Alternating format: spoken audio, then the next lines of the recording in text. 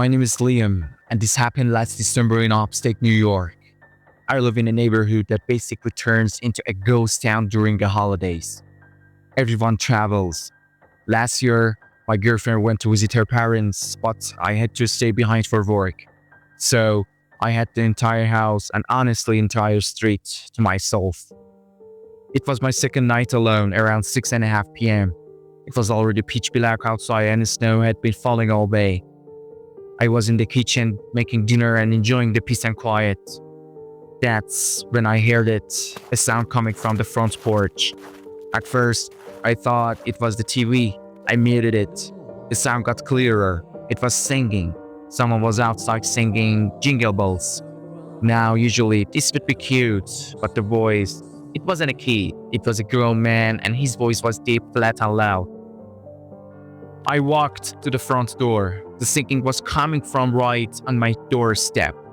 I opened the door and expecting a group of carolers, but it was just one man. He looked about 35, no hat, a thin coat that wasn't warm enough for the freezing weather. But the creepiest part, he didn't look at me. He was staring straight down at my doormat and screaming jingle bells at the top of his lungs, like he was in a trance. I forced a smile and stood there awkwardly. When he finished the song, he didn't say Merry Christmas. He didn't ask for money. He just took a deep breath and started the song all over again, from the beginning. But this time, he slowly lifted his head and he locked eyes with me. He didn't blink. He just stared right into my soul while singing that happy song in a monotone voice. I felt a chill go down my spine. I muttered, "Okay, thank you, good night," and I closed the door. I locked the deadbolt immediately. I thought he would leave, but he didn't. Through the door, I could still hear him. Jingle bells, jingle bells. He stood there for 10 minutes, just looping the song. Finally, silence. I peeked through the blinds. The porch was empty. I looked at the driveway. He was standing at the end of the driveway, by the street. He was facing my house, just standing there like a statue in the snow, watching my front door. I yelled through the door, "I'm calling the police." He didn't flinch, terrified. I turned off all the lights and went upstairs to my bedroom. I locked that door too. I sat on my bed, listening. The house was dead silent. 20 minutes passed. I started to relax. Then I heard it. From the back of the house. Jingle bells, jingle bells. My stomach dropped. He had moved to the backyard. I crept to the back window and looked down. He was standing directly under my window, inside my fenced yard, looking straight up to me. I slammed the window open and screamed, "Get out of here." The singing stopped instantly. He stared at me for 3 seconds and then he sprinted. He ran full speed toward my back door. And then the singing turned into a screaming. He started shrieking like a wild animal, slamming his body against the back door. The whole house shook. I could hear the wood cracking. He was trying to break in. I ran into my closet with a baseball bat and called 911, shaking so hard I could barely speak. I heard him kicking the door for what felt like an hour, and then silence. When the police arrived, he was gone, but they found footprints, deep boot prints in the snow, leading from my front door to my back window and then running off into the dark woods behind my house. I never saw him again, but to this day, I can listen to Christmas carols without looking over my shoulder.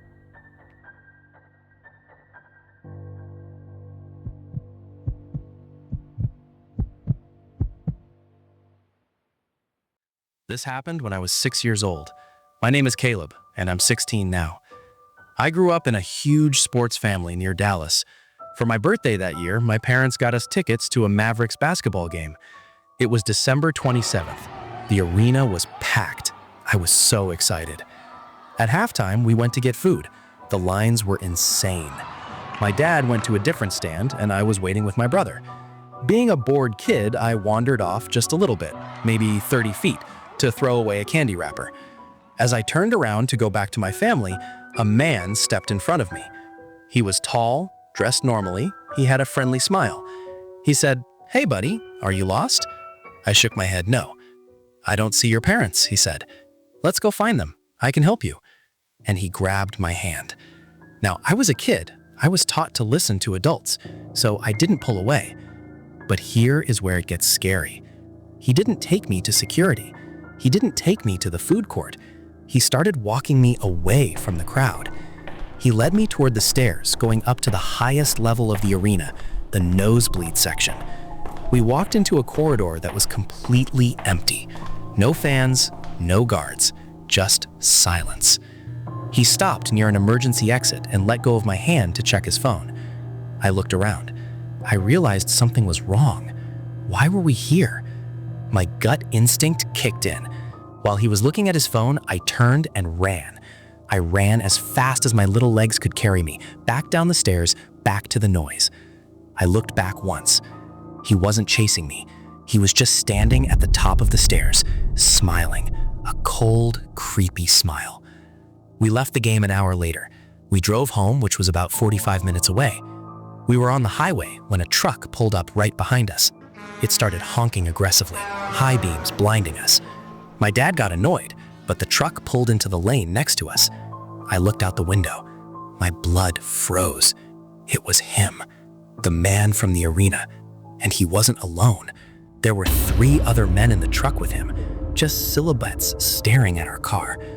They followed us all the way to our neighborhood entrance before speeding off. I thought it was over. That night, I woke up to a flickering light in my bedroom. I went to the window.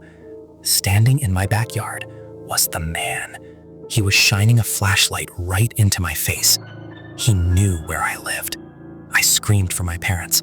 They ran outside, but he was gone. They told me it was a bad dream. But a year later, on New Year's Eve, I heard a tap on my glass. I woke up and found a note taped to the outside of my window. It read, "See you next year. I'm 16 now, and I never, ever sleep with the curtains open."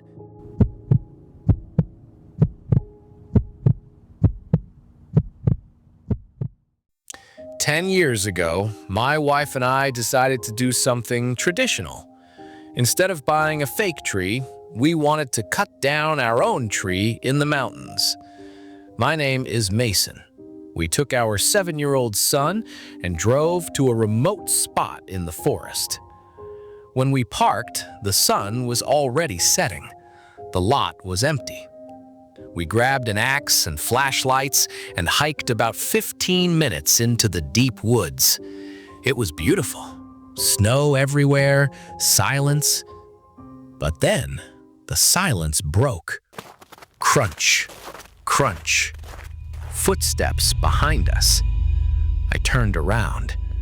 Standing on the path was a man. He looked like a drifter.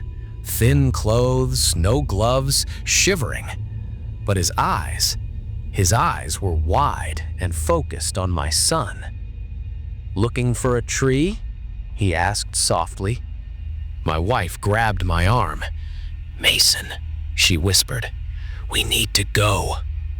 I nodded. "We're leaving," I told the man. We turned and started walking fast back toward the parking lot.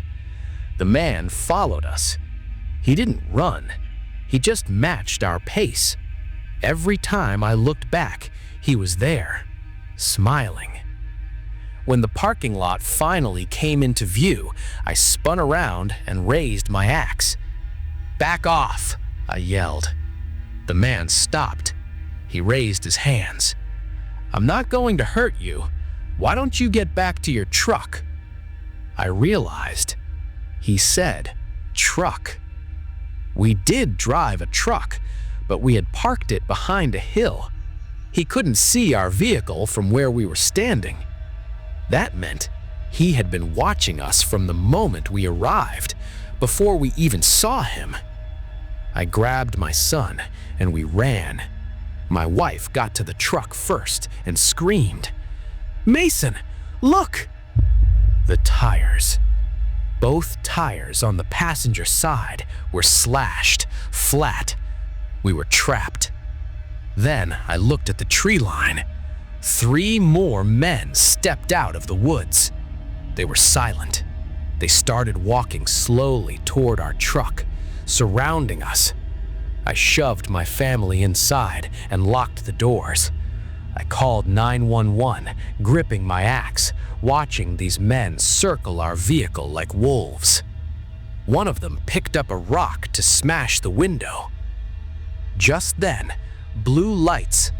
A police cruiser came flying around the curve. As soon as the lights hit them, the men scattered back into the woods. The police later told us they found a camp deep in the forest. These men had a system. They slashed the tires first and then sent one guy to lure the family deeper into the woods so they couldn't escape. If I hadn't had that axe, we wouldn't have made it home for Christmas.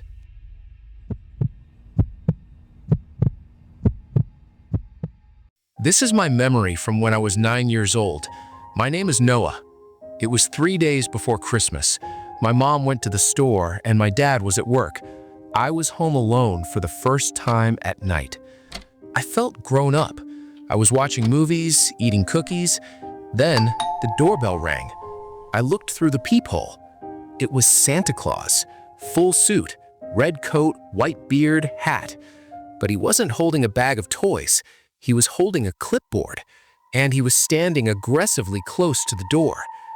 "Ho, ho, ho," he said through the door, but his voice was fake, strained. "I have a package for you, Noah. Open up." I froze. How did he know my name? Maybe it was on the mailbox. I shouted, "Leave it on the porch. My dad is in the shower." The man went silent. Then he leaned in. I saw his blue eye press against the peephole. "No, he's not," the man whispered. "There are no cars in the driveway. You're all alone." I stumbled back. Then I saw the doorknob slowly twist. He was trying to get in. I ran to the living room. I heard heavy boots walking across the wooden porch. He was going to the side of the house, to the back door. The back door lock was old. It was weak. I grabbed the landline phone and dialed my mom. "Mom, someone is breaking in. He's dressed like Santa." "Hide!" she screamed. "I'm almost there." I hid in the pantry. I heard the back door handle jaggling violently, then the sound of a shoulder slamming into the wood. Thud, thud. He was breaking it down. Suddenly, tires screeched in the driveway. My mom was home. I heard her screaming outside, "Get away from my house!" I heard running footsteps. When my mom came inside, she was shaking. She locked the door and hugged me. She saw the man jumping over our back fence, ripping off his fake beard as he ran. The twist ending. Police searched the neighborhood. They found a bag near our fence. It wasn't a toy bag. Inside, they found duct tape, a crowbar, and zip ties. He wasn't there to give gifts. He was there to take me. Every Christmas, when I see a mall Santa, I don't feel joy. I feel sick.